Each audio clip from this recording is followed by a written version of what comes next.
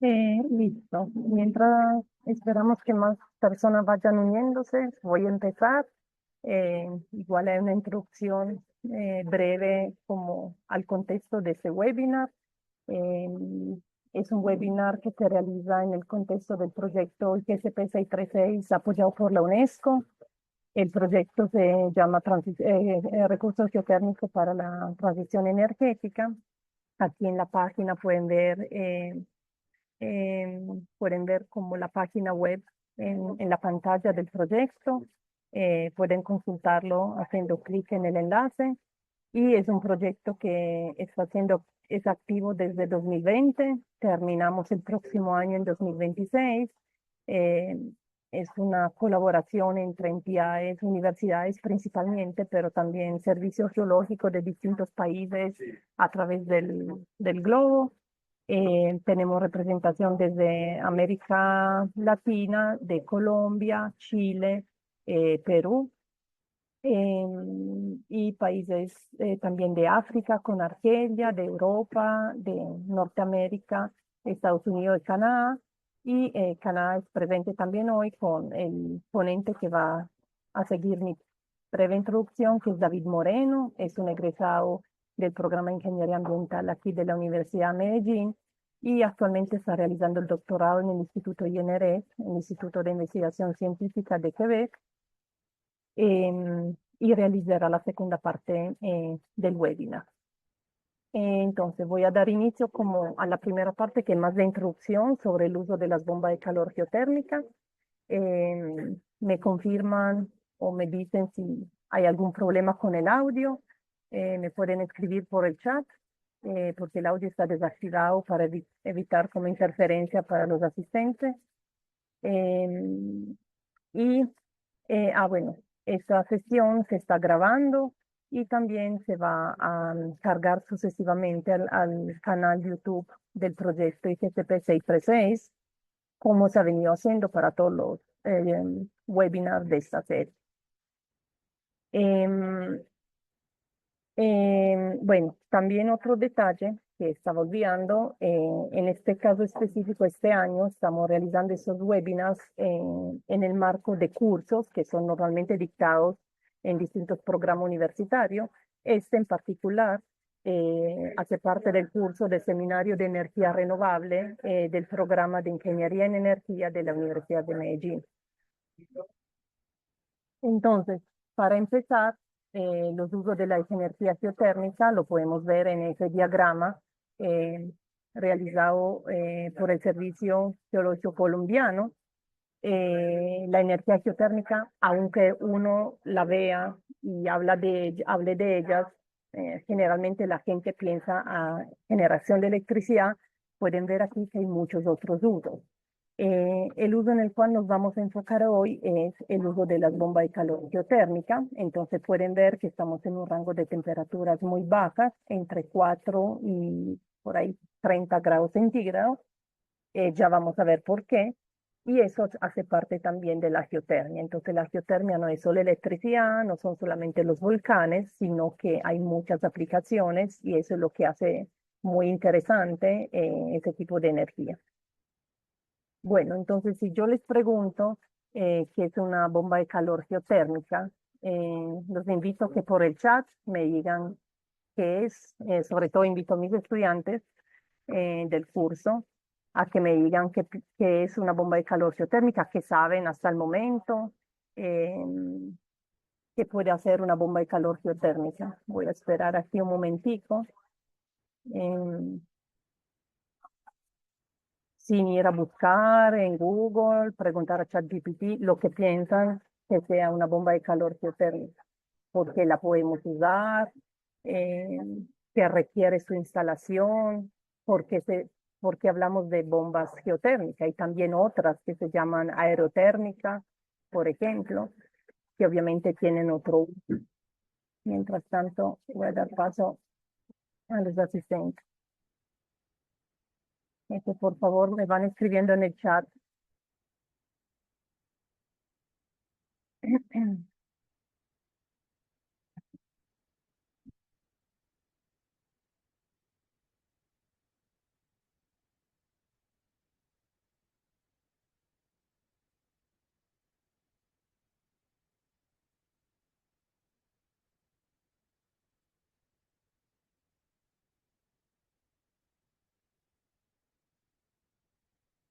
Nadie quiere escribir. Mis estudiantes rebajo las notas y no escriben nada. Por favor, para que haya un poquito más de interacción. ¿Qué es? ¿Para qué sirve? ¿Qué necesitamos? Listo, Sofía, bomba de calor.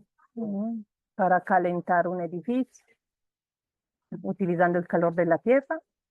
Está bien, vamos a ver que hay distintas aplicaciones, ¿cierto? Puede ser el subsuelo, pero podemos utilizar también el calor de un cuerpo hídrico superficial. Giovanni, muy bien.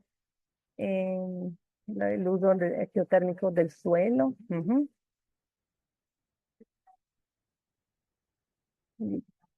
Entonces voy a ir adelantando esas definiciones, esas respuestas nos indican obviamente que vamos a aprovechar el suelo para calefacción, que es lo que normalmente uno piensa, ¿cierto? Pero no olviden que ese tipo de máquinas térmicas podemos utilizarla también para refrigeración. Entonces, ¿en qué consiste la bomba? Bueno, como tal, el sistema geotérmico, ¿cierto? El sistema geotérmico, para que funcione, no es solo la bomba de calor. La bomba de calor está aquí, es como el elemento central, pero necesitamos otros dos elementos. El primero es el medio en el cual hacemos el intercambio de calor, donde extraemos o inyectamos el calor, que como bien lo han escrito, puede ser el subsuelo, pero no solamente el subsuelo. Y necesitamos tener el espacio, el edificio que queremos climatizar.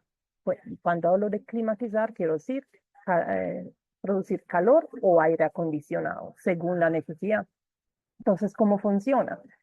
Si estamos en modo calefacción, como está aquí en la imagen, el fluido, que es agua, simplemente agua en esos sondas intercambiadores de calor, puede tener un anticongelante si el clima lo requiere. Por ejemplo, los sistemas que están instalados en el norte de Canadá o en Estados Unidos, o en la parte norte de Estados Unidos, de Europa. El agua que fluye en ese circuito cerrado, entonces sale del subsuelo más caliente. ¿Por qué? Porque si estamos en condiciones de frío, el subsuelo está más caliente que el aire en mi edificio. Entonces, el agua que sale más caliente de la temperatura en la cual la reinyecto, que está en azul. Entonces, esa agua caliente llega aquí al evaporador, cede su calor en el evaporador. Miren que fluye un fluido circula un fluido refrigerante, el fluido refrigerante con el calor pasa al estado de vapor, llega un compresor, el compresor comprime aún más ese fluido para aumentar su temperatura, el fluido refrigerante al estado de vapor llega al condensador donde se va enfriando y transfiere su calor mientras se enfría a ese otro circuito acá que está conectado a mi casa, edificio, escuela, hospital, la estructura que yo tenga que climatizar. Entonces, transfiere su calor y esto conectado a un sistema de distribución, que pueden ser radiadores, piso radiante, como en ese caso, transfiere el calor a mi espacio. ¿Qué pasa? Esta que está aquí es una válvula que puede invertir el sentido del flujo. Entonces, si voy a estar en modo climatización, ¿qué pasa? Que ya el fluido se mueve en sentido opuesto. Entonces, aquí sale de la casa o del edificio caliente, cede su calor aquí, esto ya no será el condensador, sino el evaporador, y todo esto funciona de manera opuesta. Entonces, en este caso, si yo quito el calor de la casa, voy a inyectar calor en el subsuelo. Esa flechita de aquí va a ser roja y sale más fría, porque en verano, en climas calientes, el subsuelo va a estar a una temperatura inferior del aire en una casa. Hace mucho calor, podemos tener 30, 35 grados en un edificio, y el subsuelo se mantiene a una temperatura de 15, 18, dependiendo del lugar, obviamente. ¿Por qué? Porque el subsuelo está aislado de las fluctuaciones que tenemos en la atmósfera. Entonces lo podemos utilizar en invierno para calefacción, como les decía, y en verano para refrigeración. Mire que la temperatura que muestran aquí como ejemplo no varía, está en grados Fahrenheit, pero la temperatura se mantiene constante durante, cualquier estación del año. Lo que cambia es la temperatura del aire. ¿Listo? Por esta razón, esos tipos de bomba de calor son muy útiles, son muy eficientes porque todo ese trabajo lo hacen sin consumir mucha electricidad. Se habla de un coeficiente de performance o COP entre 4 hasta 7, 8. Quiere decir que para cada kilowatt eléctrico consumido, porque obviamente para que funcione la bomba necesitamos electricidad, se generan 4, 5, 6, 7 de calor o de refrigeración. Entonces, ese era como el contexto. Aquí una imagen para que sepan cómo se ve. Una bomba de calor es como una nevera, más o menos grande, dependiendo de su capacidad. Nada más que esto. Aquí son los tipos de instalaciones que podemos tener. Entonces, las que trabajan con el subsuelo se llaman, el acrónimo es CHP, Ground Coupled Heat Pump. Y a su vez tenemos sondas que pueden ser instaladas verticalmente o horizontalmente. Pero podemos también aprovechar los pozos de agua subterránea. En este caso, entonces, el intercambio de calor se hace con el agua de un acuífero, hablamos de groundwater, o de cuerpo hídrico superficial, y aquí hablamos de surface water heat pump. Los más comunes son los acoplados al subsuelo y los de agua subterránea. Aquí misma cosa, con figuras o imágenes distintas que tienen también animación para que vean un poquito de manera distinta cómo funcionan. Hay otra clasificación, eh, la anterior la hacemos considerando el medio en el cual hacemos el intercambio de calor. Aquí la clasificación es según que el sistema o el circuito donde se hace el intercambio de calor sea abierto o cerrado. Entonces hablamos de sistemas cerrados, no importa que esté en un acuífero, que esté en el suelo, en un cuerpo hídrico superficial, si el fluido, miren, fluye en un sistema, en un circuito cerrado. Aquí sería un sistema abierto, porque estoy extrayendo agua y la reinyecto en el cuerpo hídrico, pero los tubitos no están conectados entre ellos. Esos son un ejemplo de los cuerpos hídricos del aprovechamiento con cuerpo hídrico subterráneo, acuífero. Entonces, generalmente tenemos el pozo de producción, el agua se crea el cono de abatimiento, el agua pasa por un intercambiador de calor antes de ir a la bomba de calor como tal para evitar toda afectación a la bomba de calor si el agua subterránea tiene una química que no es muy apropiada y el pozo de reinyección, donde se reinyecta el agua, en este caso más fría, porque estoy extrayendo agua para calefacción. Es importante la distancia entre los pozos porque si no se crea interferencia. Aquí lo mismo, con otro tipo de representación. Olvidé comentarle que cualquier duda que tengan la pueden ir escribiendo en el chat y la vamos respondiendo al final del... Listo, entonces, cualquier duda, comentario, listo, que no sean tímidos, cualquier inquietud que tengan la pueden anotar en el chat y la vamos a leer al final. Ese es un ejemplo de un sistema cerrado, horizontal, entonces miren que las sondas y los intercambiadores no se tienen que mm, instalar a grandes profundidades. Cuando hablo de un sistema vertical, generalmente hablamos de decenas de metros. Podemos llegar a 100, 150 si son para instalaciones grandes como hospitales, escuelas. Igualmente es algo muy pequeño comparado con las instalaciones de los pozos geotérmicos que se utilizan para generar electricidad en centrales geotérmicas, donde en ese caso hablamos de kilómetros de profundidad, 1, 2, hasta 5.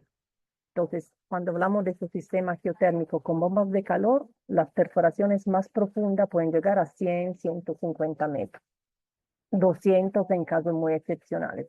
Pero en el sistema horizontal como esto, la profundidad de la excavación es entre 2 o 3 metros. Este es un sistema que está en operación desde 2009. Obviamente, como evitamos de perforar a grande profundidad, obviamente reduce los costos, pero necesitamos un área muy grande. Entonces aquí, para darle una idea, el lote intervenido es de 8.000 metros cuadrados. Esos son los tubos que se ponen, quedan completamente bajo el suelo, ya después se vuelve a poner la tierra, uno en superficie no ve absolutamente nada, entonces no hay impacto como ambiental. En esos tubos fluye simplemente agua con anticongelante en este caso por estar en, bueno, aquí que me faltó una palabra, es una casa de New Jersey, en el estado del nororiente de Estados Unidos. Puede hacer muy frío en verano, en invierno, entonces tienen también anticongelantes. Es el esquema de esos tubos intercambiadores para una configuración vertical. Necesitamos un intercambio de calor entre el fluido y, eh, y el mortero que está alrededor, en el espacio anular de la perforación, y entre el mortero y el subsuelo. Entonces se puede pensar en mejorar las propiedades de ese mortero con arena, por ejemplo, arenas silíceas que tienen una mayor conductividad térmica, por alto contenido en cuarzo. Vamos a ver con la presentación de David que va a seguir cómo podemos cuantificar la conductividad térmica del subsuelo que, considerando que, miren, el sistema funciona por conducción de calor, es la propiedad térmica que más impacto tiene en la eficiencia de su sistema. ¿Listo? Aquí unas fotos, un ejemplo de sus sondas o tubos intercambiadores de calor. Hay distintas configuraciones. Esos tubos pueden ser en U, simple, en W, coaxiales también. Depende del diseño, del usuario, del costo, de la inversión que sea disponible, ¿cierto? Aquí hay conexiones de la U como en el fondo de la perforación. Esas son imágenes del Bergen, que es el Servicio Geológico de Francia, y esta es una empresa de Canadá, que produce esos tipos de sondas intercambiadores de calor.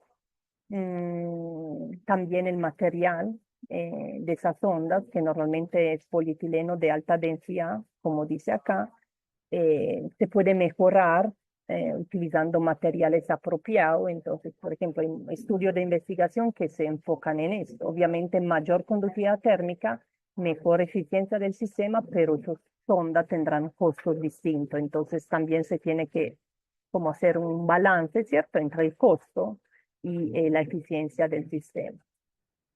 Aquí es un ejemplo para mostrarle la importancia de las bombas de calor. Esa es la revisión que se ha hecho para el Congreso Mundial de 2021.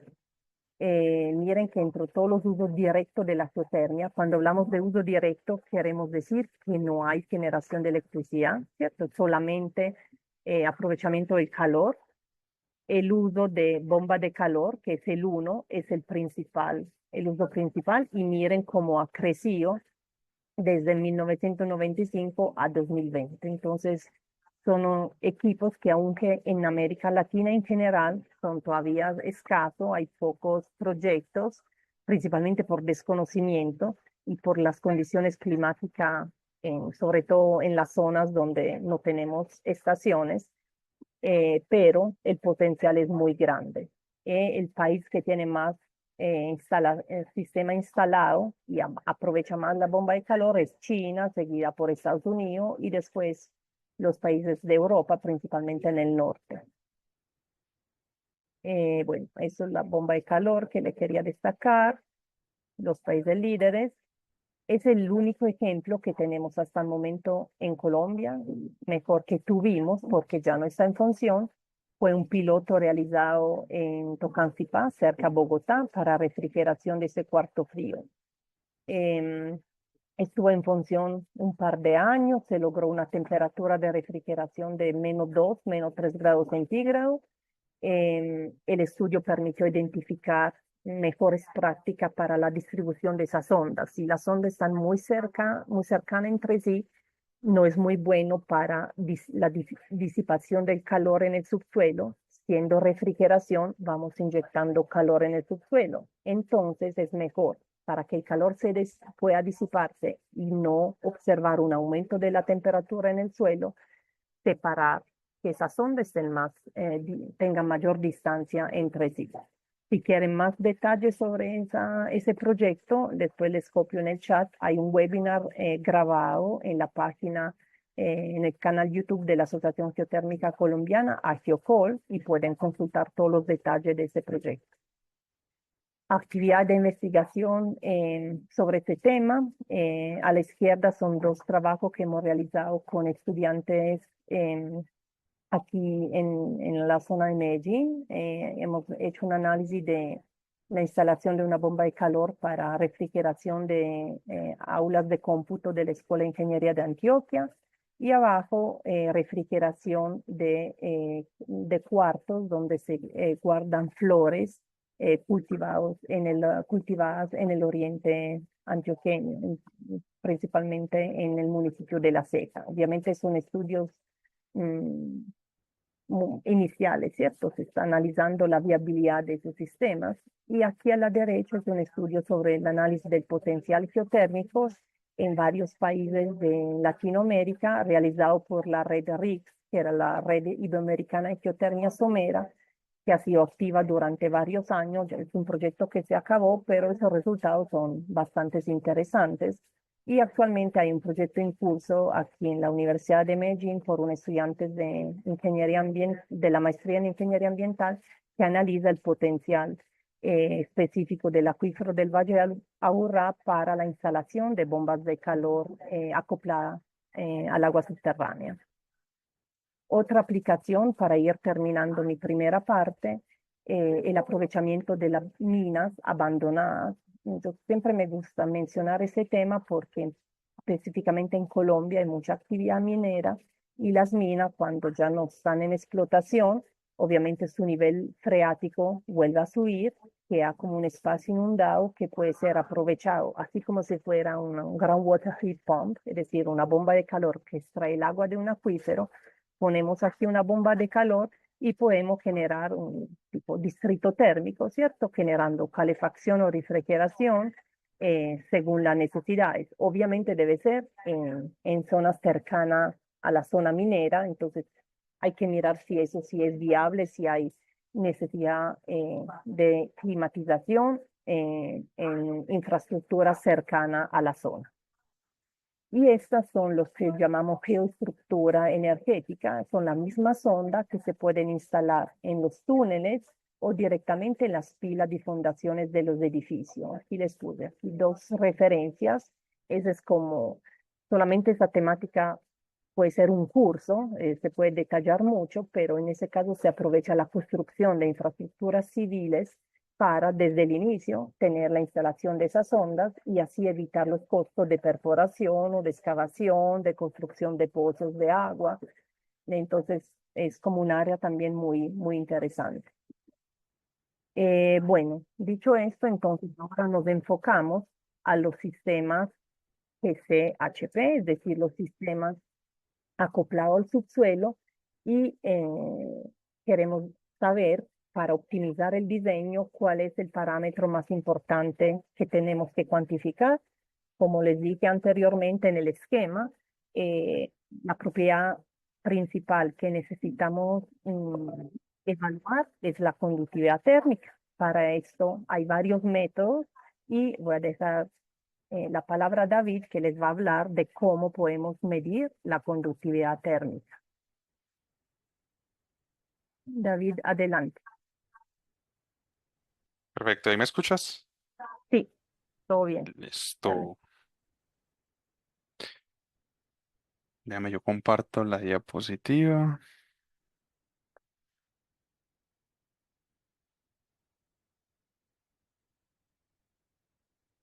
Ahí están viendo la presentación. Está cargando. Ya, ahora sí. Y ahí. Ajá, sí, Perfecto. dale. Gracias. Listo. Bueno, buenas tardes a todos. De entrada, muchas gracias a la profesora Daniela, a la Universidad de Medellín y al proyecto IGCP 636 por la invitación a hablar un poco pues, sobre los métodos de medición de la conductividad térmica, principalmente enfocado bueno, a lo que es la temática en este momento, que es los sistemas de bombas de calor. Mi nombre es David Moreno, soy ingeniero ambiental de la Universidad de Medellín. Tengo una doble maestría en Ciencias de la Tierra y Energías Renovables y actualmente pues soy candidato a doctorado en Ciencias de la Tierra en el Instituto Nacional de la Investigación Científica en Canadá. La idea de esta presentación pues es, como ya dije, hablar algunos de los métodos para la medición de la conductividad térmica.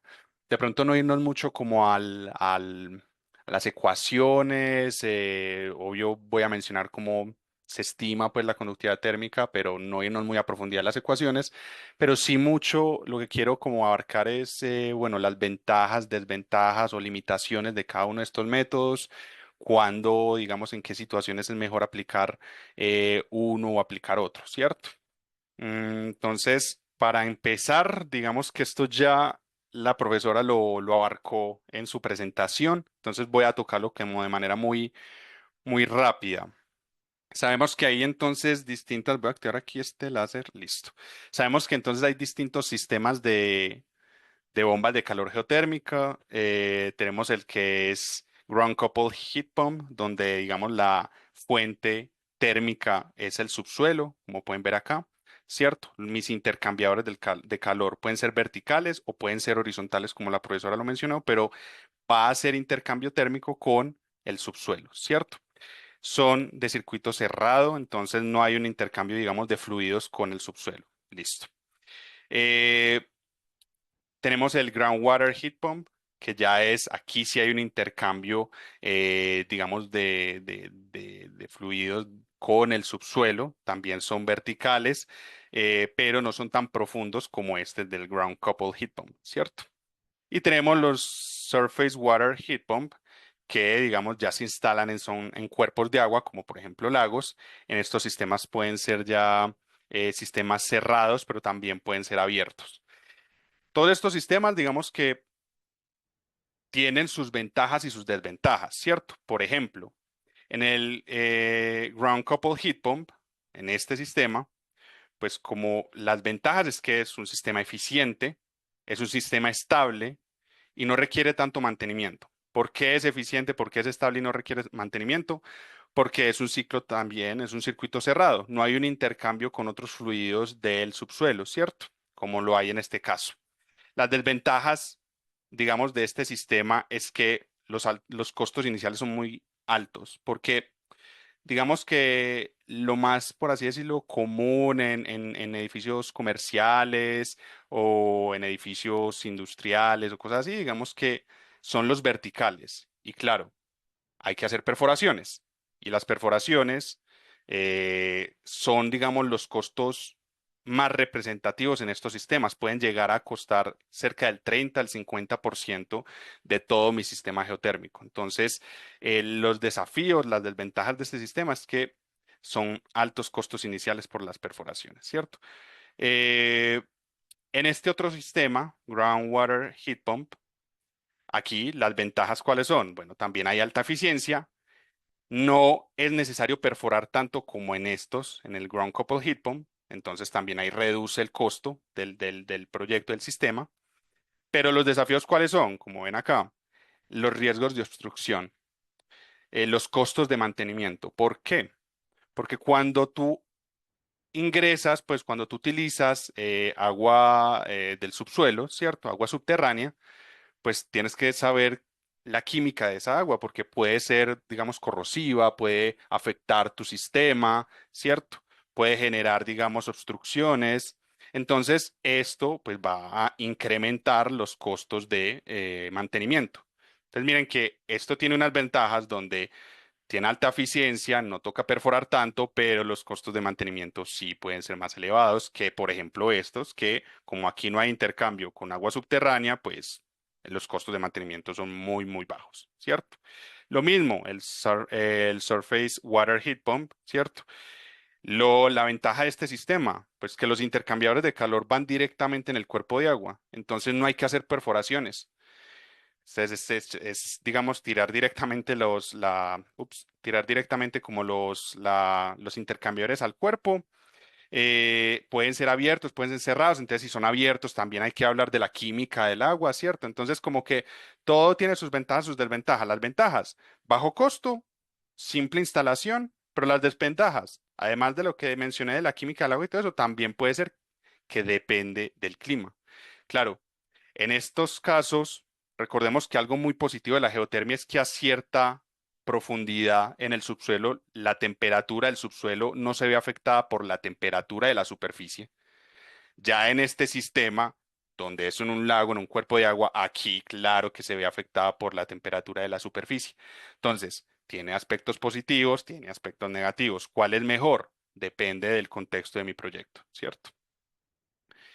Eh, en esta presentación me voy a enfocar en el ground couple heat pump, ¿cierto? ¿Por qué? En Canadá, por ejemplo, el 80% de los sistemas geotérmicos de bombas de calor instalados son ground couple heat pump y son verticales, ¿cierto? Entonces, digamos que es una tecnología bastante utilizada, es ya de alguna manera madura, ¿cierto? En muchos países que desde hace ya muchos años ya lo vienen utilizando. Entonces, pues vamos a hacer énfasis en esto. ¿Listo? ¿Cómo se mide la conductividad térmica del subsuelo? Pero antes de hablar de eso, cómo medirla, vamos a hablar como un poquito de qué es. Además que ya han hablado un poco sobre esto en sus clases con la profesora Daniela. Esperen que me está afectando acá. Ups. Eh, ¿Cómo vuelvo a a mi pantalla compartida? Se me abrieron todos los... Aquí estamos eh, bien, David. Nosotros no listo. pasó nada. Sí, Tranquilo. no, fue un mal clic que di por acá. Eh, voy a detener pues, el compartir de pantalla y voy a volver a compartir. Vale. Qué pena en este momento. A ver,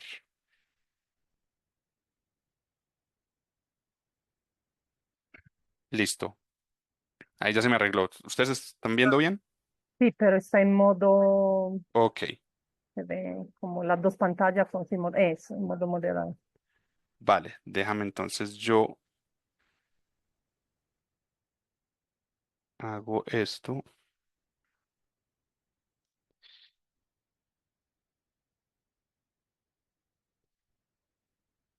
Comparto otra vez pantalla.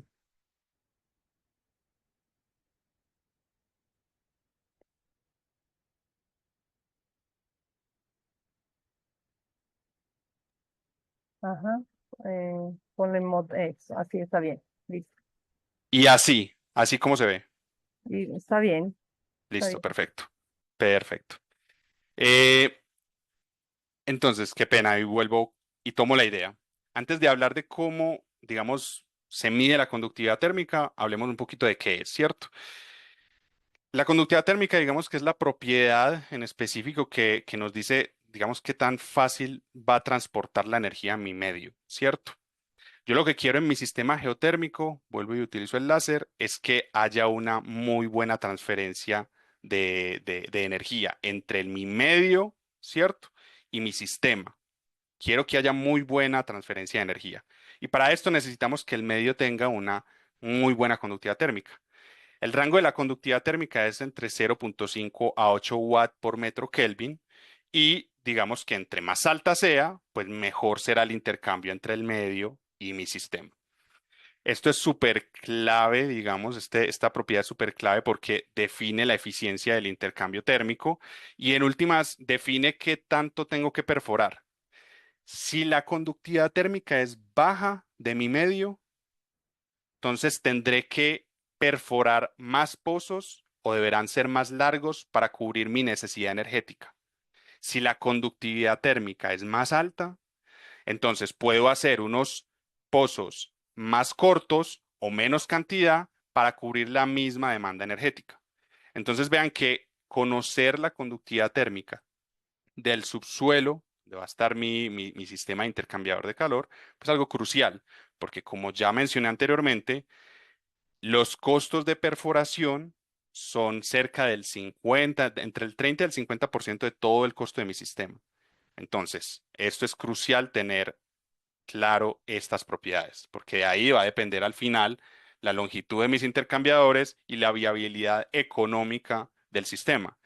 Técnicamente va a ser viable, pero va a ser competitivo frente a otras alternativas de energías renovables, por ejemplo, u otras alternativas ya de energías convencionales.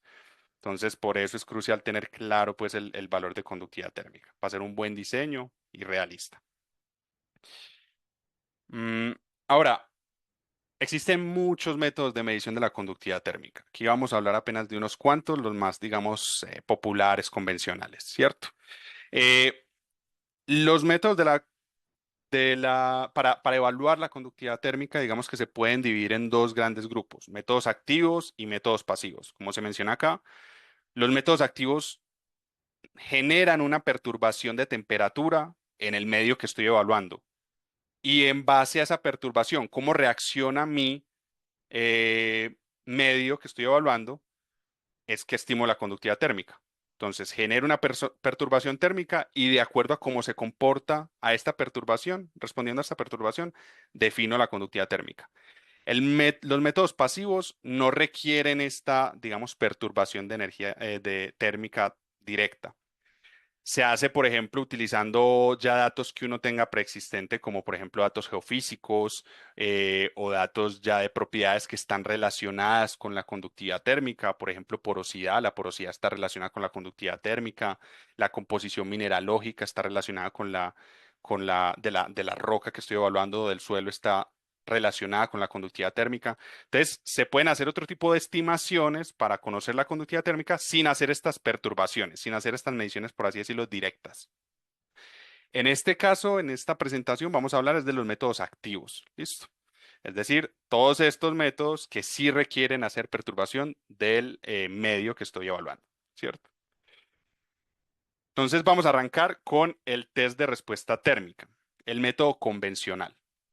Bueno, este es un método muy interesante porque es un método in situ, es un método que se hace en el sitio donde tú vas a desarrollar el proyecto, ¿cierto?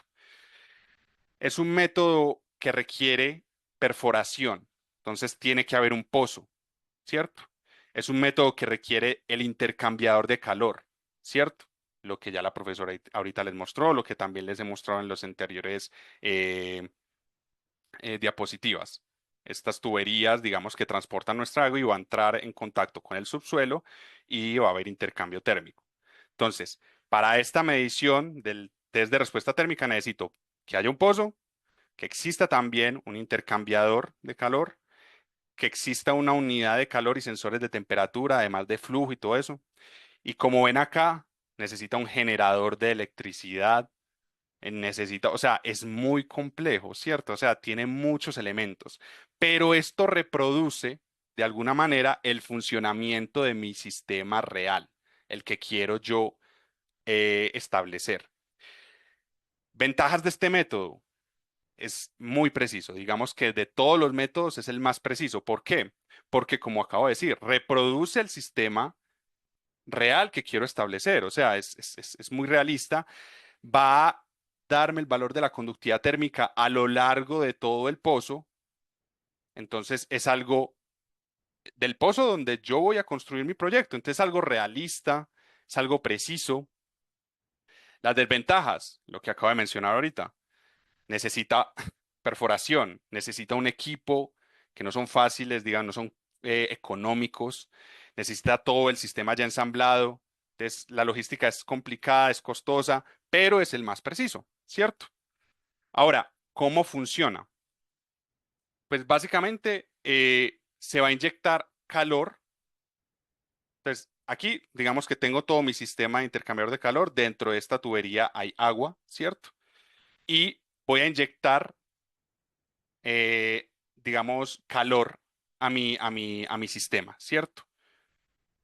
Entonces, lo que va a pasar acá va a ser un calor constante, ¿cierto? Va a entrar dentro de mi pozo vertical y se va a medir la evolución de la temperatura mientras hace la recirculación dentro del pozo, ¿cierto? Cuando esta fórmula, perdón, esta gráfica es la que se va a ir generando. Esto se realiza en 42 horas, uno inyectando calor dentro del pozo, 42, 72 horas, ¿cierto? ¿Qué va a pasar? Se va a generar estas gráficas, ¿cierto? Donde yo voy a tener una temperatura inicial acá, ¿cierto? Al inicio de la inyección de calor dentro del pozo y una temperatura final o de salida del pozo, ¿cierto? Como yo estoy ingresando a mayor temperatura, le estoy ingresando calor, como el medio está a una temperatura menor, pues ¿qué va a pasar con esta temperatura que está ingresando alta? Pues va a ir disminuyendo en su recorrido y va a salir a otra temperatura, ¿cierto? Entonces la temperatura inicial al sistema va a ser más alta porque la estoy sacando desde mi unidad de calor acá, ¿cierto? Entonces, esta temperatura inicial va a ser alta y cuando ya llegue aquí después de todo el recorrido, va a ser menor. Eso es lo que vemos acá registrado. Esta línea amarilla es la temperatura de entrada, ¿cierto? Más alta. Y esta línea azul es la temperatura de salida, más baja, ¿cierto? Y claro, como esto está, digamos, a medida que esto van pasando las horas, pues mi zona, mi subsuelo se empieza a calentar, porque es que le estoy ingresando calor, se empieza a calentar cada vez más, ¿cierto? Entonces ya este incremento de temperatura cada vez es menor. Por eso es que aquí se empieza como a estabilizar, ¿cierto? Lo importante que tengan en cuenta aquí es que cómo se ve este comportamiento de la curva, ¿cierto? Es un comportamiento logarítmico. Entonces, mediante un modelo teórico, el Infinite Line Source Method, digamos que se puede hacer una gráfica, ¿cierto? En base logarítmica del tiempo. Entonces, vean aquí el eje Y, la temperatura, que es esta que estamos midiendo, y en el eje X es el tiempo de medición, ¿vale? Como está en escala logarítmica, la temperatura que voy a registrar acá va a ser la promedio entre la que está entrando y la que está saliendo, ¿cierto? Hay muchas maneras de calcular esa temperatura promedio, ¿cierto? Desde lo más básico hasta lo más, digamos, cada vez más detallado, pero va a ser la temperatura promedio. Cuando uno grafica esa temperatura promedio en el tiempo, en escala logarítmica, me da esta línea roja que ven acá. La roja, no la negra, ¿cierto? Y cuando yo ajusto mi modelo teórico, digamos, la línea que da la tendencia a esta línea roja, que recuerden que es la temperatura promedio en el tiempo, en escala logarítmica, pues me genera una ecuación de la curva, ¿cierto? Una ecuación de la línea, que es básicamente tiene esta forma, y igual a m por x más b. La m es la pendiente, el b es el intercepto, y con esta pendiente que se generó en esta interpretación, en este caso, en este ejemplo que ven acá, el 1.7705, ya puedo despejar esta fórmula. En esta fórmula, la conductividad térmica es esta lambda, ¿cierto? El resto de los datos ya lo tengo. La pendiente, esta es como la digamos, el calor que estoy inyectando por metro. Eso yo lo sé, porque yo controlo el calor que estoy inyectando, ¿cierto? Entonces, ya con esta fórmula se puede calcular la conductividad térmica. Lo mismo, otra ventaja de este método, me permite calcular la resistencia térmica, ¿cierto? Que es lo contrario, por así decirlo, a la conductividad térmica, ¿cierto? Ya me dice es cuál va a ser la resistencia a que haya un intercambio de energía, ¿cierto? Entonces, este método, como aquí están viendo, ¿cierto? Es más complejo, requiere estación de generación de electricidad para bombear de manera constante por 42, 72 horas, requiere sensores de temperatura, de flujo, pero es en el sitio donde voy a desarrollar mi proyecto, me da el valor de la conductividad térmica más preciso, de en el pozo donde yo mismo voy a desarrollar el proyecto. Entonces, es muy adecuado por esto, pero es más costoso. Perforar esto para hacer un ensayo es más costoso. Listo. Esto ya más o menos lo mencioné. Este método también me permite ver la resistencia térmica del pozo, que no solo va a depender de mí, realmente no depende tanto es de mi zona, sino como de la configuración de mi sistema, del material de los intercambiadores de calor, de, digamos, la configuración, porque esto es la más simple, la forma en U, como ven acá, pero puede haber como una forma coaxial, puede haber de una forma de cuatro U's, ¿cierto? Dos U, perdón. O sea, esta es una y otra que vaya aquí como en la mitad. Entonces, dependiendo como de las configuraciones, me va a dar un valor de resistencia térmica distinto, ¿cierto? Entonces, un método, para que quede claro, pues ya aquí como conclusión antes de pasar al siguiente método, es un método el más preciso, es, digamos, el más adecuado cuando yo ya quiero, ya tengo todo claro de que voy a hacer el sistema, de que es algo que va a costar bastante, quiero tener un valor lo más realista posible. Este es el mejor, pero es muy costoso, ¿cierto? Vale. Paréntesis. Al finalizar, pues tengo, digamos, unas tablas ya de comparación entre los métodos. Digamos que esto para mí pienso que puede ser el insumo más interesante, pues que va a salir como de la presentación, ¿cierto? Ahorita lo abarcamos para que quede claro estas ventajas, desventajas de cada método. Eh, Existe otro método que es un test de respuesta térmica, pero con cables como, digamos que en inglés se llama heating cable. Eh, en español, haciendo una traducción así, pues digamos que es cable calefactor o cable caliente, ¿cierto? Es un método, digamos, que es similar al anterior, pero tiene, digamos, otras funcionalidades. Miren, este método es básicamente una variable, una variante, pero la ventaja importante es que, como ven acá, no requiere necesariamente digamos, intercambiadores de calor. Si volvemos al anterior, acá sí necesito un intercambiador de calor. En este caso, solo necesitaría el pozo, ¿cierto? Bueno, ahí le va quitando complejidad. Adicionalmente, no necesito que haya un flujo de agua. En este caso, recuerden, en el TRT convencional, necesito inyectar agua, que el agua fluya, voy ingresando el calor dentro del agua, ¿cierto? O sea, a mayor temperatura, ¿cierto? Y el agua tiene que estar fluyendo. En este caso no lo necesito. Entonces ya ahí quito el componente de una bomba que me haga fluir el agua y todo eso, ¿cierto? Entonces va restando dificultad, ¿cierto? Entonces es un método más sencillo y aún así conserva cosas muy, muy importantes del TRT, ¿cierto? Del test de respuesta térmica convencional, ¿cierto? Tiene una ventaja gigante y es que en este caso, en el convencional, me da un valor de conductividad térmica para todo este sistema, ¿cierto? Para todo este pozo. Un valor para todo el pozo. Mientras que en el de heating cable me permite tener valores de conductividad térmica dependiendo de la profundidad.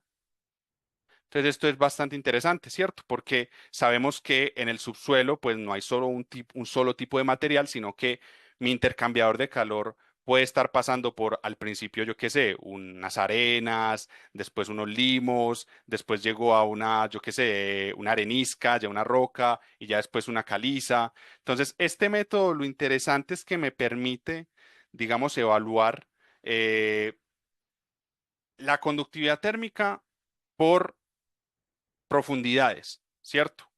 ¿Qué va a definir cuál profundidad? Yo lo decido con sensores de temperatura que voy a agregar dentro de la línea caliente, ¿cierto? Dentro del heating cable, ¿cierto?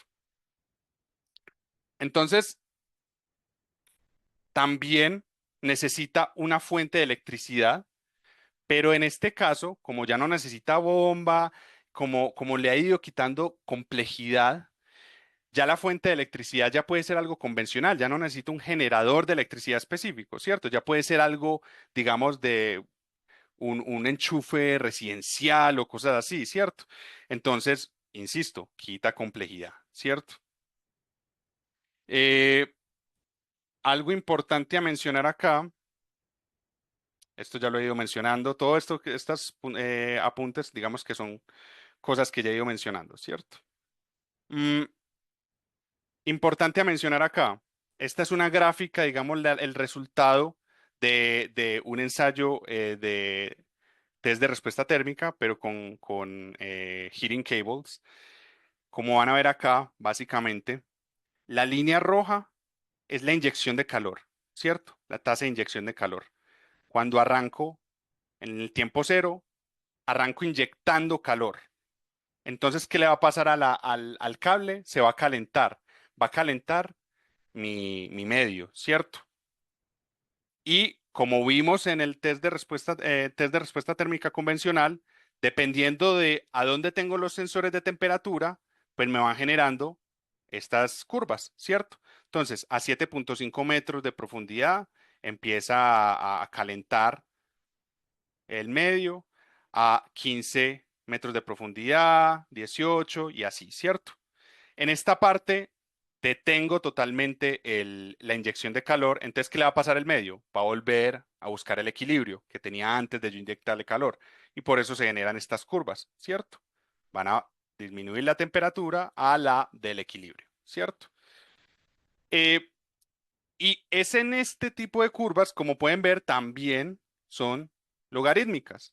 Entonces, la manera en que voy a calcular la conductividad térmica también va a ser muy similar a como en el TRT, ¿cierto? Convencional. Las ventajas de este método, como ahorita mencioné, son menores costos, un montaje más simple que el convencional, funciona a electricidad estándar, ya lo había mencionado, es decir, no requiere un generador eléctrico, permite análisis por profundidad, también esto me va a generar conductividades térmicas por profundidad. Las limitaciones, que no evalúa la resistencia térmica del intercambiador, cosa que el anterior, el convencional, sí puede evaluar ese valor, ¿cierto? Otra limitación, el movimiento del cable puede distorsionar los datos, es decir, si el cable dentro del pozo se empieza a mover, es muy sensible a este movimiento y estas curvas van a tener mucha interferencia, ¿cierto? Entonces va generando más incertidumbre el valor de la conductividad térmica. Otra limitación, hay mayor complejidad analítica. No es lo mismo en el TRT convencional, donde yo estoy ingresando a una misma, digamos, tasa, al mismo flujo, a una misma tasa de calor, ¿cierto? En todo el pozo, que en los heating cable, donde donde puedo generar, por ejemplo, una sección que calienta el pozo y otra sección que no. Una sección que sí, una sección que no. Esto me va dando más como la posibilidad, como dije ahorita, de tener diferentes tipos de conductividad térmica dependiendo de la profundidad, pero también me da complejidad a la hora de analizar los resultados, ¿cierto? Entonces vuelvo y digo, cada método tiene sus ventajas y sus desventajas, ¿cierto? Existe otro método que es el escáner de conductividad térmica. Esto ya es un método de laboratorio, como pueden ver acá. Este equipo básicamente es un método activo, también va a inyectar calor sobre mi muestra, no es destructivo, entonces no va a deteriorar mi muestra en gran medida, ¿cierto? Entonces la podré utilizar muchas veces. Cuando uno va a campo o tiene muestras de pozo, cosas así, si uno utiliza métodos destructivos, pues no puede seguir utilizando esta muestra que es tan importante y tan difícil a veces de conseguir, ¿cierto? Pero estos métodos que no son destructivos, pues permiten la utilización posterior de las muestras, ¿cierto? Es similar en cuanto a que voy a ver la respuesta térmica de mi material. Como ven aquí, hay pues digamos, hay como una consola, ¿cierto? Esto va a ir avanzando en esta dirección, ¿cierto? Aquí en la mitad ven como un huequito, ¿cierto? Aquí hay una línea. Bueno, esto es lo que se ve ahí. Por eso lo estoy señalando. Esto que se ve acá está en esta línea, ¿cierto? En este espacio. Entonces, cuando el equipo arranque, o sea, empiece a avanzar sobre la línea, hay un sensor de temperatura que va a medir a cuánto está la temperatura de mi muestra, ¿cierto? La va a medir sin yo perturbar sin yo perturbar como sí, la temperatura de mi muestra. Va a medir como la temperatura inicial, en frío. Luego va a seguir avanzando el equipo, va a seguir avanzando y entonces miren que lo que sigue es esto, que es una fuente de calor. Entonces, con un rayo infrarrojo va a calentar mi muestra, ¿cierto? Y él va a seguir avanzando a una velocidad constante y voy a medir, tengo aquí otro sensor de temperatura que va a medir la temperatura de mi muestra. Entonces, mide la temperatura antes de calentar, la calienta y luego mide la temperatura después de calentar, ¿cierto? digamos, el principio de este método es muy sencillo, ¿cierto? Digamos que la fuente, si la conductividad térmica em, es buena, va a disipar fácilmente el calor, ¿cierto? Entonces, el sensor va a detectar una temperatura más baja, ¿cierto? Es decir, toma la temperatura, digamos que está a 20 grados, ¿cierto? Lo calienta, entonces va a quedar más alta, ¿cierto? Pero ¿cuánto más alta? Digamos, queda a 25, 24 grados centígrados. Es decir, ganó 4 grados centígrados. Si la conductividad térmica es mayor, va a disipar más fácil la energía, ¿cierto? Entonces no va a ganar 4, sino que va a ganar apenas 3 o va a ganar 2. Entonces, entre más gane energía, significa que la conductividad térmica es más baja y entre menos gane temperatura, la conductividad térmica es más alta, ¿cierto? Entonces mide como la diferencia de las temperaturas sin calentar y calentando. ¿Listo? Eh, Este método es muy, muy interesante porque permite una muy alta resolución espacial. Como les dije, es una línea de medición. Se mide un valor de conductividad térmica cada 2 milímetros. Entonces, si mi muestra, pues digamos que tiene, en este caso mi muestra tiene 25 centímetros, ¿cierto? En esta dirección. Mide cada 2 milímetros un valor de conductividad térmica y se generan mapas como así. Aquí lo que ustedes ven que son líneas realmente son unos puntos sucesivos cada 2 milímetros. Entonces, como pueden ver, me dan valores de conductividad térmicas muy, muy detallados en cada punto. ¿Por qué esto es importante? Porque entonces este método sí va a diferenciar las discontinuidades, los cambios de materiales dentro de mis muestras. Es decir, ustedes aquí ven una superficie de una roca, que es precisamente esta que ven acá, ¿cierto? Esta es la superficie de arriba, ¿cierto? Sino que aquí está pintado en negro, que es necesario para hacer esta medición, para que absorba bien el calor de manera homogénea. Entonces, esta es la superficie de mi muestra y ustedes aquí ven que hay como unos parches negros por aquí también hay unas líneas negras, ¿cierto? Es decir, hay unos minerales como grises. Lo bueno de que esto tenga tan alta resolución de medición es que es capaz de distinguir el cambio de material dentro de la muestra. Entonces, la conductividad térmica no es lo mismo en una parte donde el mineral sea claro a donde el mineral sea este gris, ¿cierto? O no es lo mismo la conductividad térmica en un lugar de la muestra que no hayan fracturas a un lugar de la muestra donde haya fracturas en la roca. Y eso se ve acá, en este resultados. Los colores más, digamos, azules es donde menor conductividad térmica hay y los colores más cálidos es donde más conductividad térmica hay. Y como pueden ver acá, estos son los resultados de esta superficie medida. Como pueden ver acá, donde hay presencia de estos minerales o este material, digamos, grisáceo o negro, es donde hay menos valor de conductividad térmica. La conductividad térmica es menor. Y lo mismo, en donde no hay presencia de esos minerales negros, que es en esta parte, por ejemplo, es donde mayor conductividad térmica hay.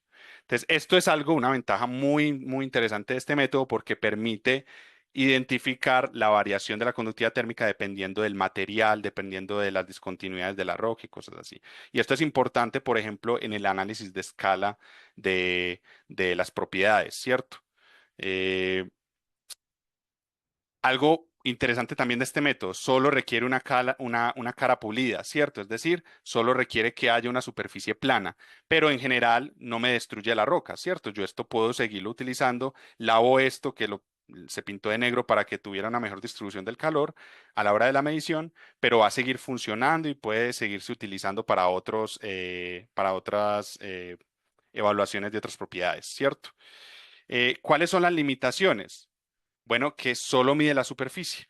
Recuerden que en estos métodos que ya vimos, me dicen pozo, ¿cierto? Me dicen pozo, grandes profundidades, varios metros, ¿cierto? En el convencional, literalmente medís en el mismo punto donde vas a construir tu sistema, ¿cierto? Mientras que acá son muestras específicas y solo es en la superficie, ni siquiera es en el volumen de la muestra. El valor solamente es, digamos, de alguna manera puntual en la superficie, listo, ¿cierto? Es muy sensible a la temperatura, por ejemplo, del ambiente del laboratorio, ¿cierto? Entonces, si uno hace esta medición un día, arranca a hacer las mediciones de esta superficie y al otro día alguien le subió la temperatura al sistema de calefacción, le empieza ya a alterar los resultados. Entonces, tiene sus ventajas y sus desventajas, ¿cierto? Mm, por último, vamos a hablar este otro método que también es muy común, que es la sonda de aguja, ¿cierto? Eh, lo bueno de este método, funciona igual que los anteriores. Le inyectas calor a tu muestra, a tu sistema que quieres evaluar y vas a medir cómo reacciona ante esa inyección de calor. Es igualito, ¿cierto? Entonces, lo bueno de este método, hay varias sondas que son las que inyectan el calor y miden cómo se comporta el medio, ¿cierto? Ante esta inyección de calor. Hay varios tipos de sonda para diferentes tipos de materiales. Hay para incluso líquidos, ¿cierto? Sondas para líquidos, medir la conductividad térmica de líquidos. Hay sondas para medir la conductividad térmica del suelo, ¿cierto? O de la roca. Entonces, digamos que esto es bueno de este equipo que te permite como flexibilidad en las mediciones que vas a hacer, ¿cierto? Eh, Básicamente, ¿cómo funciona? La aguja, como se menciona acá, la aguja va a tener una resistencia que va a calentarse, ¿cierto? Va, digamos, a inyectar calor. Y dentro de la misma aguja también hay un sensor de temperatura para medir cuánto va a cambiar la temperatura en el tiempo, ¿cierto? En el tiempo en el que yo inyecto el calor a la muestra, ¿cierto? Entonces, se aplica, digamos, de manera constante este calor y se va midiendo la evolución de esta temperatura. Al final es igualito al TRT. Se aplica esta fórmula, se aplican estas gráficas, ¿cierto? Va a aumentar muy rápido la temperatura. Cuando inyecte el calor, se va a empezar a estabilizar. Hago la gráfica de la temperatura promedio en función del tiempo en la escala logarítmica y puedo calcular la conductividad térmica, ¿cierto? Funciona, es el mismo principio, ¿cierto? Uy, qué pena.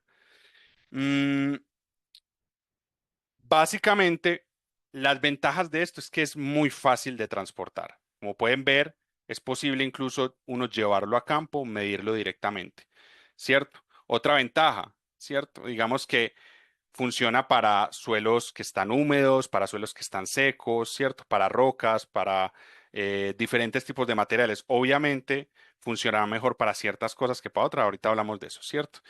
Eh, y no requiere realmente necesariamente, digamos, una perforación, ni requiere tampoco destruir la muestra.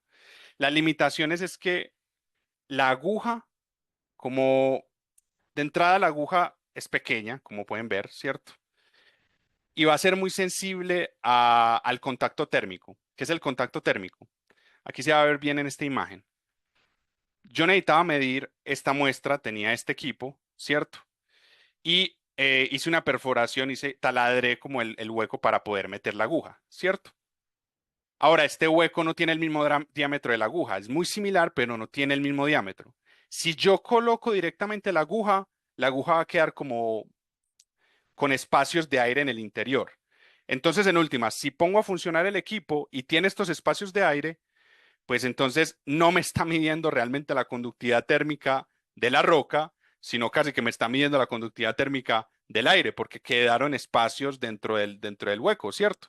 Entonces, para esto hay que ingresar una pasta térmica que no me genere esos espacios donde hay aire y todo eso, ¿cierto? Entonces, es muy sensible, una desventaja es que es muy sensible a ese contacto térmico.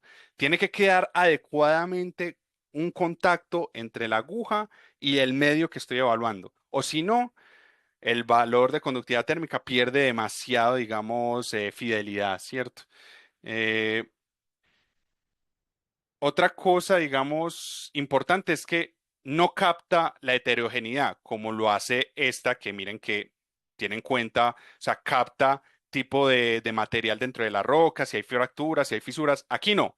Tú lo colocas en el punto y es un valor puntual.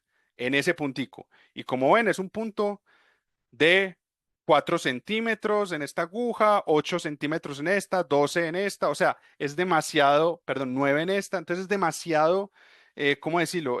Puntual, no me da las diferencias de los materiales ni nada de eso, pero las ventajas también son buenas, ¿cierto? O sea, es mayor flexibilidad, puedo llevarlo a campo, a diferencia de este de laboratorio, cosas así. Ya para ir terminando, qué pena que me extendí un poco más. Digamos que yo pues le pasaré esta diapositiva a la profesora y si se las puede compartir a ustedes, pues sería lo adecuado, donde básicamente está el resumen de la comparación de los métodos. Entonces, abarcándolo esto rápidamente, aquí está el criterio, cada uno de los tres, de los cuatro métodos que evaluamos, que mencionamos. Entonces, por ejemplo, el tipo de método, los cuatro, como pueden ver, son activos. Yo inyecto calor y veo cómo se comporta mi material ante esta inyección de calor, ¿cierto?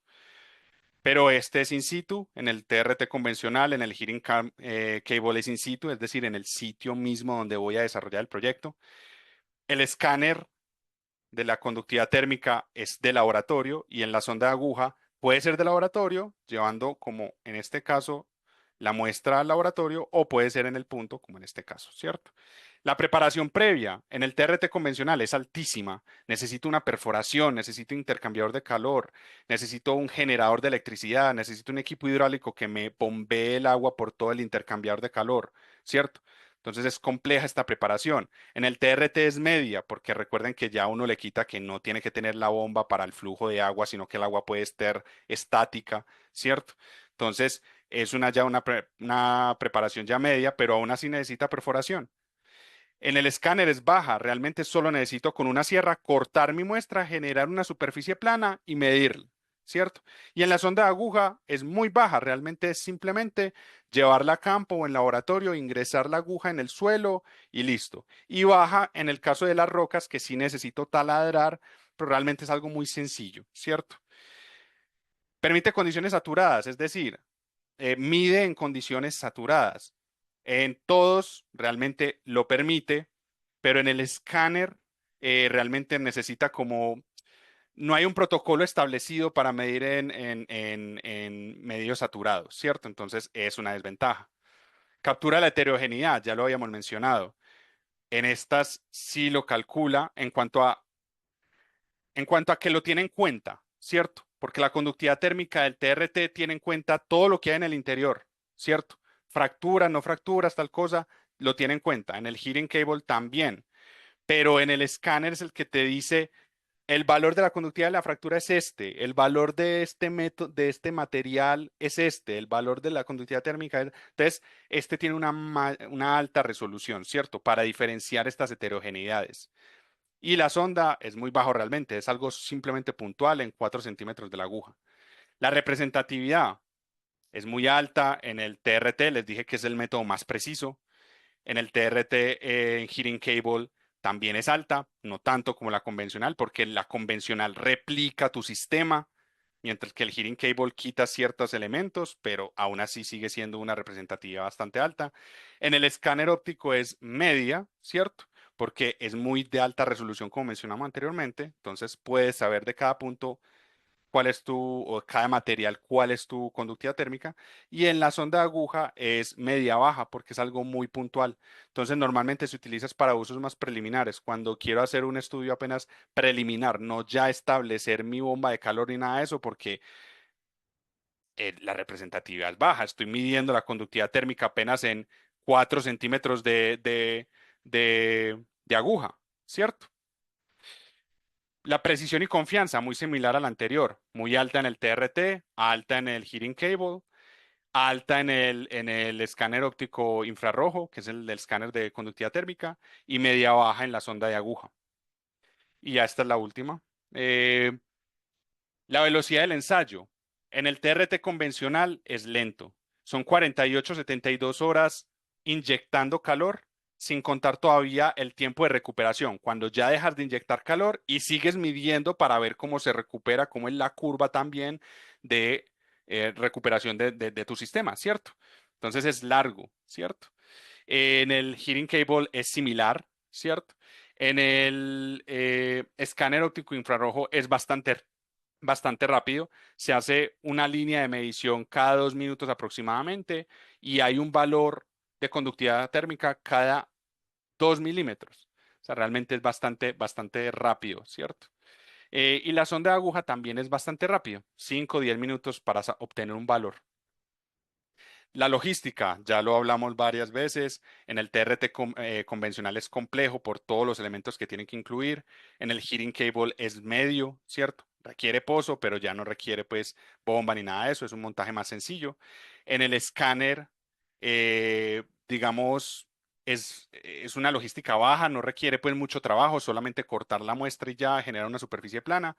Y en la sonda de aguja, lo mismo, muy baja, ¿cierto? Simplemente ingresar la agujita en el suelo, ¿cierto? O hacer la perforación y en la roca. Requiere circulación de fluidos, aquí está claramente, TRT sí, en las otras no, ¿cierto? Modelo, por eso este es también más interesante, pues, o sea, más preciso, porque replica el sistema real.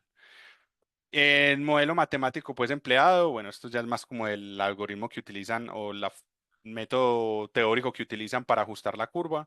eh, Son muy similares pues dentro de todos el del TRT convencional, el de sonda de aguja, les mencioné que eran el mismo. Y en el TRT, el heating cable, puede ser el finite line source method o también el infinite line source method. Que faltó como agregar eso. Y ahora, ¿para qué son ideales? Pues el TRT es ideal, como es tan costoso, como es tan complejo, es ideal para ya un diseño final del sistema. Es decir, tú estás seguro que vas a construir el sistema, es decir, te dicen, no, no seguro, pero todos los resultados anteriores dan que el sistema es viable, que el sistema es económicamente competitivo, que el sistema es tal cosa, pues para verificar realmente, como es una inversión tan cara, para verificar deberías hacer un TRT convencional, ¿cierto? Es decir, es ideal para un diseño final del sistema del Ground Coupled Heat Pump. El TRT del Heating Cable, también para un diseño final, validación de pozos, pero digamos que también sirve para estudios preliminares porque es mucho más económico, ¿cierto? Que el TRT. Entonces, al ser más económico, pues también se puede utilizar para otros estudios más preliminares, no solo final ni nada de eso. En el escalén óptico y en la sonda de aguja, como son métodos de laboratorio, digamos que se pueden utilizar mucho para las caracterizaciones preliminares. Si no hay datos de conductividad térmica en un lugar, ¿qué vas a empezar hacer de una vez algo tan costoso como un TRT convencional? Puedes empezar con unas metodologías como el escáner óptico o la sonda de aguja, que son valores pues interesantes, te dan pues valores de anisotropía, heterogeneidad y te dan pues valores, digamos, para empezar a sacar números, empezar a ver si sí va a ser viable o no el proyecto y cuando ya digamos estés muy seguro, ahí sí confirmas con un TRT convencional o con un TRT de heating cable, ¿cierto? Y las conclusiones, pues básicamente ya las mencioné, ¿cierto? O sea, todo esto es lo que ya he ido mencionando, no existe un método único ideal, cada uno tiene su propósito y depende del contexto, ¿cierto? Si apenas vas a iniciar una caracterización, no necesitas hacer un TRT, es demasiado costoso para eso, utilizar los métodos de laboratorio, ¿cierto? Entonces, como que dependiendo del contexto, vas aplicando las metodologías que hay. Y al final, pues esta también es muy importante, combinar los métodos mejora la comprensión térmica del terreno, ¿cierto? Recuerden que, por ejemplo, el escáner óptico me da el valor de conductividad dependiendo del material específico, de si hay fracturamiento o no, me define, digamos, la conductividad térmica que cambia en la roca dependiendo de las fracturas o la composición química, la composición mineralógica. Los otros de pronto no. Entonces, si uno empieza a mezclar los métodos, pues empieza a saber más sobre su campo que va a desarrollar. Y ya, por último, pues eso es como la última diapositiva. Si tienen alguna pregunta o no duden pues en hacerla, estos son los datos de contacto y la idea es si tienen más dudas, yo también le voy a enviar a la profesora como referencias de los algoritmos específicos para resolver estas ecuaciones y definir pues la conductividad térmica y listo, si tienen dudas pues nada más adelante. Gracias, David. Entonces, Yo creo que, bueno, ahí llegó una pregunta, invito a las personas que estén todavía conectadas, que son bastante para ese tipo de webinar, qué bueno, a unirse. Si no tienen preguntas, yo se las voy a hacer. Voy a lanzar con unas preguntas que organizé aquí durante la presentación, especialmente para mis estudiantes, pero invito a todos a responder. Es para como eh, una retroalimentación, ¿cierto? Para que cada uno quede con un aprendizaje de ese espacio. Igualmente podré enviar la presentación a las personas. Se me quedan los correos de las personas que están aquí, lo haré. No estoy segura si me quedan registrados. Los que no sean mis estudiantes y quieren la presentación, por favor, escriben aquí en el chat el correo para que les pueda compartir las diapositivas. Y están viendo las preguntas, ¿cierto? Les aparecen en la pantalla, ¿no? Sí, listo. Pueden ir contestando, no importa si se equivocan. Después hacemos una retroalimentación. Em, Mientras tanto, Santiago, que es uno de los estudiantes del curso, pregunta, ¿cuál sistema ofrece mejor relación costo-beneficio? ¿La bomba de calor geotérmica o los pozos canadienses? Y para el contexto colombiano, ¿cuál sería más viable? Em, bueno, no sé, David, si conoce los pozos canadienses, la misma, lo que es otro término de los termosifones, que aprovecho para comentar que tendremos una jornada geotérmica a final de mes, es el 29 de mayo en la Universidad de Medellín. Voy a copiar aquí también si logro antes de cerrar la información y en esa jornada por la mañana tendremos una charla virtual de otro experto canadiense que trabaja con termosifones. Entonces, ahí tendremos parte de esa respuesta. No sé, David, si tú quieres agregar algo sobre esa pregunta, no sé si, Entonces, pozos canadienses son los termosifones. sí, según lo que yo sé, sí, Vale, perfecto. manera de... Pues a ver, es que son muy distintos, Ujú, porque hay algo muy interesante de los pozos canadienses, como lo dices, o los termosifones, y es que no necesitan, o sea, todas las bombas de calor para funcionar necesitan electricidad, ¿cierto? Lo bueno es que es muy eficiente, como ahorita lo mencionó también la profesora, ¿cierto? Entonces, eh, necesitan electricidad, pero son muy eficientes, pero necesitan electricidad, ¿cierto? Ahora, aportan más como energía a tu edificio los sistemas de bomba de calor, pero los termosifones no necesitan electricidad. Entonces eso es buenísimo, ¿cierto? Pero es un sistema pasivo. Entonces, como no necesitan electricidad, no utilizan el efecto este de compresor que ahorita la profesora explicó, compresor o expansión dependiendo del ciclo, entonces también los termosifones aportan menos energía. Tú me dices a mí, ¿cuál sistema ofrece mejor relación costo-beneficio? Depende del contexto. Te coloco un caso. En el norte de Quebec, si tienen en la imagen Canadá, pues el norte de Canadá es súper al norte, ¿cierto? O sea, es clima subártico o ártico. Las temperaturas son muy extremas, ¿cierto? Pues allá se estaba explorando un sistema de bomba de calor geotérmico, ¿cierto? Se está buscando hacer un piloto, se están explorando esta alternativa pues para esta zona. ¿Por qué? Porque es una zona aislada, es una zona de inuits, es decir, como por así decirlo, los indígenas del subártico, ¿cierto? Y es una zona donde no tienen, digamos, interconexión eléctrica con el sur de Canadá, que están las grandes ciudades, no tienen transporte hacia el sur de Canadá, todo es en barco o en avión, ¿cierto? Entonces están viendo cómo utilizar sistemas geotérmicos, ya sean termosifones, bombas de calor geotérmica. Cuando se evaluó, yo en mi maestría hice una evaluación de sistema geotérmico de bomba de calor vertical para una de estas casas, una de estas residencias. Eh, Encontré que la energía eléctrica que necesitaba para cubrir la demanda de calefacción de este edificio era muy alta. Entonces yo dije, bueno, pues paneles, ¿cierto? Paneles solares es una alternativa, pero tan al norte.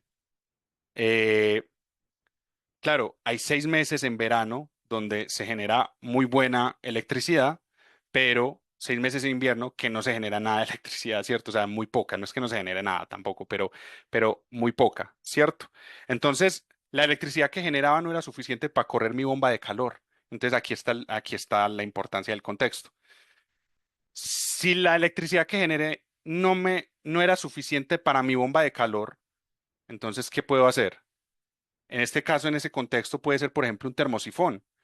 Me va a aportar menos energía térmica al edificio que quiero eh, climatizar, pero no necesito electricidad. Van a haber algunos ahorros, no tanto como un sistema de bomba de calor, pero sí lo suficiente para tener ciertos ahorros.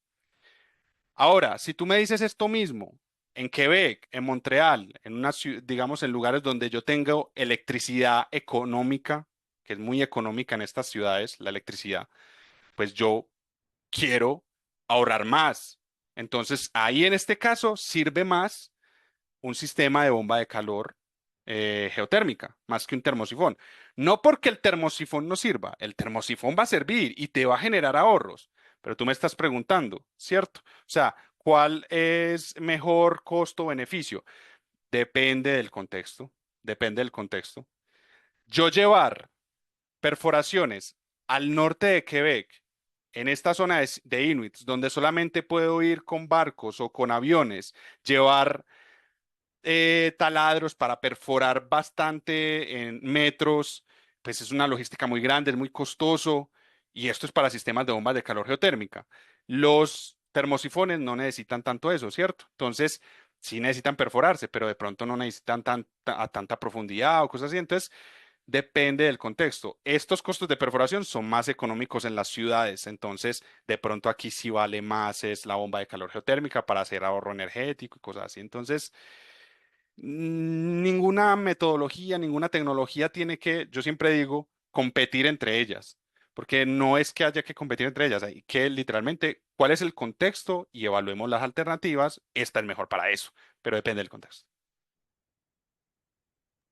Excelente, David. Me parece muy bueno ese último comentario. El mensaje no es competir entre distintas energías, sino complementar, diversificar y aprovechar sí, la eficiencia de cada una en cada contexto donde uno se encuentre. Entonces aquí, no sé si mientras tanto tienen otras dudas o consultas. Yo anoté los 3 correos de las personas que me solicitaron las diapositivas. Comentario para las preguntas sobre la respuesta para finalizar. Entonces, los sistemas Ground GC, que son Ground Coupled, la desventaja que tiene es el costo, ¿listo? Porque se necesita perforar, que sean horizontales o verticales, obviamente mayor costo los verticales, pero bueno, no, ahí también falta tal vez especificar, dependen del clima, sí, lo ground couple, pero solo los horizontales. Entonces, sí, por cómo está formulada la pregunta, estaría correcta la segunda y la tercera, porque no especifiqué si eran vertical o horizontales. Calidad del agua no, porque eso tiene que ver con los sistemas groundwater, lo que extraen el agua de un acuífero. ¿Listo? Em, la tecnología más desarrollada, más usada en Canadá son los sistemas Ground Copper Heat Pump, lo que mencionó David. David me corrige si anoté No, algo. no, está bien, no, no, sí, así es. Los groundwater, para que sepan, se utilizan mucho, son muy comunes en Países Bajos, en Suecia, en los países como del norte de Europa. Se usan mucho esos sistemas que aprovechan los acuíferos. El TRT tradicional permite una estimación precisa de la conductividad térmica. Sí, a lo largo de varias profundidades sería el sistema, no el convencional o tradicional sería el que tiene heating cable y no es económico, entonces la primera no. En el cuarto, la cuarta pregunta, heating cable, un costo mayor, no, es al revés, cuesta menos porque como explicaba David, no se necesita un generador de grandes dimensiones, no se necesita una bomba para hacer circular el agua en el intercambiador de calor, porque se pone en el subsuelo esa sonda, ese cable que se puede calentar, ahí la traducción en español no es muy precisa. Entonces, sí, la respuesta correcta es que vamos a tener varios valores de conductividad térmica a distintas profundidades, cuáles, como decía David, donde uno vaya a poner el sensor que mide la temperatura. Entonces uno define la resolución básicamente de acuerdo al presupuesto que tiene, ¿cierto, David? Si tengo Correcto, así 10 es. sensores, si tengo una perforación de 10 metros, lo voy a poner, tengo el valor cada metro. Correcto. Y ya la última, los equipos de laboratorio que vimos son dos, el escáner TCS, bueno, el acrónimo point no importa, no es muy relevante, y la sonda de aguja. ¿Listo? Cuando hablamos de TRT o heating cable, son los ensayos de campo, que obviamente requieren otra logística y no se realizan en un laboratorio porque esos miden in situ el valor de la conductividad térmica en el suelo. Y listo, eso sería como la retroalimentación. No sé si David quieres agregar algo, si no, No, no, no, no, ya más está todo. preguntas en el chat, entonces no, agradecer, bueno, a David y a todas las personas que se unieron el día de hoy. Cualquier duda adicional que tengan sobre el tema nos pueden contactar. Muchas gracias, feliz tarde o noche, según donde estén, o día. Hasta luego. Gracias, David. Chao, hasta luego. Chao a Chao. todos.